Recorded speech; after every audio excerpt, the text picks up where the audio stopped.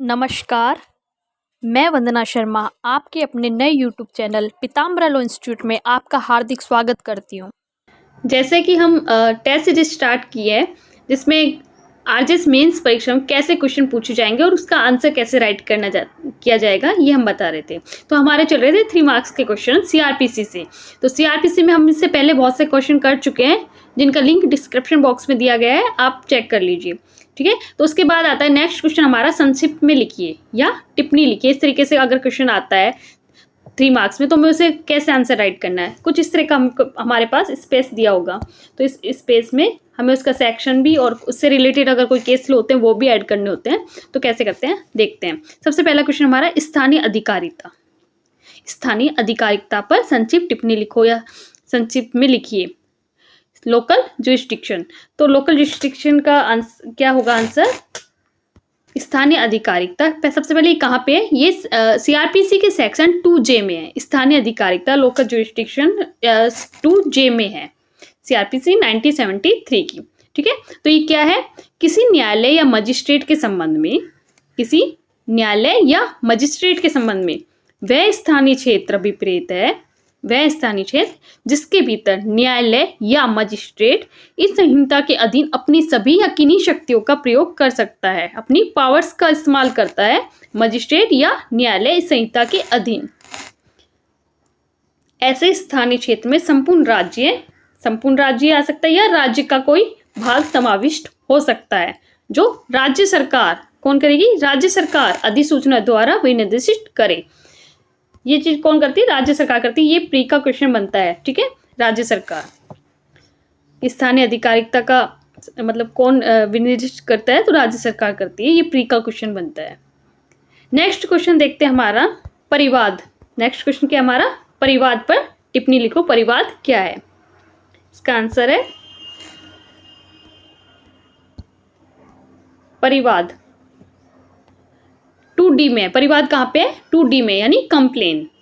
परिवाद एक उर्दू का शब्द है, आम भाषा में इसे शिकायत दर्ज करना कहते हैं, यानी कि कंप्लेन। 2D में है, सीआरपीसी 1973 की। अधिनियम संख्या क्या है इसका, 2। सीआरपीसी का अधिनियम संख्या 2 है। तो परिवाद क्या है, मजिस्ट्रेट द्वारा की गई कार्रवाई। परिवाद क्या होता है, मजिस्ट्रेट द्वारा, किसके द्वारा की जाती है, सबसे पहले मजिस्ट्रेट द्वारा की जाती है। परिवाद कैसा होता है, मौखिक या लिखित रूप में किया गया अभिकथन अभिप्रेत। परिवाद से मौखिक यानी ये ओरल और रिटन दोनों प्रकार की होती है, 2 टाइप्स की होती है। कंप्लेन मौखिक भी होती है और लिखित भी होती है। तो यानी मौखिक या लिखित रूप में किया गया अभिकथन अभिप्रेत है। किसी व्यक्ति ने चाहे वह ज्ञात हो या अज्ञात अपराध किया है, मतलब कोई व्यक्ति ने ऑफेंस कर दिया, हमें नहीं पता कि वो कैसा ऑफेंस है भाई, संज्ञेय या असंज्ञेय इस बात की हमें जानकारी नहीं है, किंतु इसके अंतर्गत जब पुलिस रिपोर्ट नहीं है किसी व्यक्ति ने तो भी कंप्लेन होगी कि हमें नहीं पता वो कैसा अपराध है, कि संज्ञेय अपराध है या असंज्ञेय अपराध है, तो भी हम एक बार कंप्लेन हो सकती है। दोनों में ही हम कंप्लेन कर सकते हैं, किंतु इसके अंतर्गत पुलिस रिपोर्ट नहीं होती है। मेन पॉइंट ये है, इसमें पुलिस रिपोर्ट नहीं आती है, कंप्लेन में पुलिस रिपोर्ट नहीं आती है।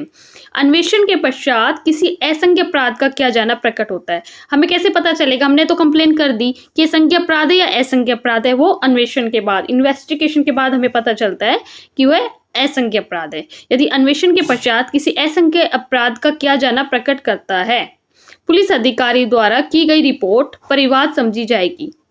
पुलिस अधिकारी द्वारा की गई रिपोर्ट परिवाद समझी जाएगी,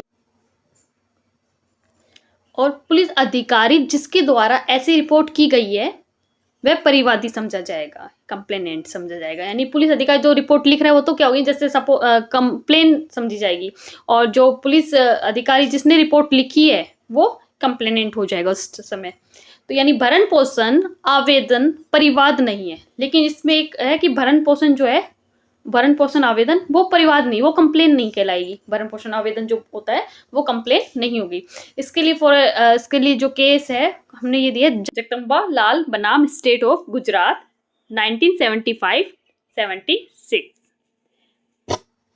ये हो गया हमारा परिवाद पर संक्षिप्त टिप्पणी। अब नेक्स्ट आता है हमारा महानगर क्षेत्र। क्या है, महानगर क्षेत्र, मेट्रोपॉलिटन एरिया। इस पर टिप्पणी लिखिए।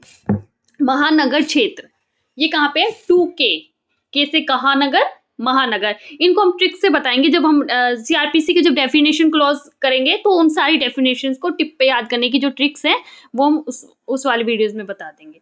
ठीक है, तो महानगर क्षेत्र यानी 2K, के से कहानगर, तो महानगर याद हो जाता है। ये दंड प्रक्रिया संहिता की 1974 का अधिनियम संख्या 2 में है, 2K में है। महानगर क्षेत्र कहाँ पे है? सीआरपीसी के सेक्शन 2K में। क्या कहते हैं ये? राज्य सरकार, ये प्री के क्वेश्चन है, यहाँ से पूछा जाता है। राज्य सरकार अधिसूचना द्वारा घोषित कर सकती है। कौन कर सकता है महानगर क्षेत्र को घोषित? तो राज्य सरकार। ये प्री का क्वेश्चन बनता है।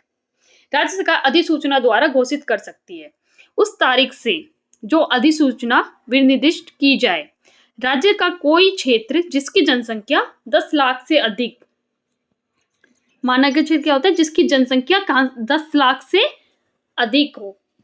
राज्य का कोई क्षेत्र यानी राज्य का कोई भी क्षेत्र जिसकी जनसंख्या 10 लाख से अधिक है, राज्य सरकार अधिसूचना द्वारा महानगर क्षेत्र की सीमाओं को परिवर्तित कर सकती है। जो राज्य सरकार है, अधिसूचना द्वारा महानगर क्षेत्र की सीमाओं को परिवर्तित कर सकती है। महानगर क्षेत्र की सीमाओं को कौन परिवर्तित कर सकता है? राज्य सरकार। ये भी प्री का क्वेश्चन है। किसी क्षेत्र के महानगर क्षेत्र घोषित करने के पश्चात, यदि किसी क्षेत्र के महानगर क्षेत्र घोषित करने के पश्चात अगर जनसंख्या 10 लाख से कम हो जाती है, हमने कोई भी क्षेत्र महानगर घोषित कर दिया, ठीक है, और उसकी संख्या कुछ समय बाद 10 लाख से कम हो गई, तो क्या होगा? वह महानगर क्षेत्र नहीं रहेगा, फिर वो महानगर क्षेत्र नहीं रहेगा। राज्य सरकार महानगर क्षेत्र की सीमाओं को परिवर्तित करती है। जो राज्य सरकार होती है वो महानगर क्षेत्र की सीमाओं को परिवर्तित करती है। वहां जांच, विचारण या अपील पर परिवर्तन से पहले न्यायालय में लंबित थी, ऐसे परिवर्तन का कोई प्रभाव नहीं पड़ेगा। आए समझे? राज्य सरकार महानगर क्षेत्र की सीमाओं को परिवर्तित करती है, ठीक है, वहां जांच, विचारण या अपील पर परिवर्तन से पहले न्यायालय में लंबित थी, ऐसे परिवर्तन का कोई प्रभाव नहीं पड़ेगा। ये हो गया हमारा महानगर क्षेत्र। इस तरीके से आगे आने वाली वीडियोज में हम और भी क्वेश्चन आंसर डिस्कस करेंगे। आज के लिए इतना ही। Thank you so much.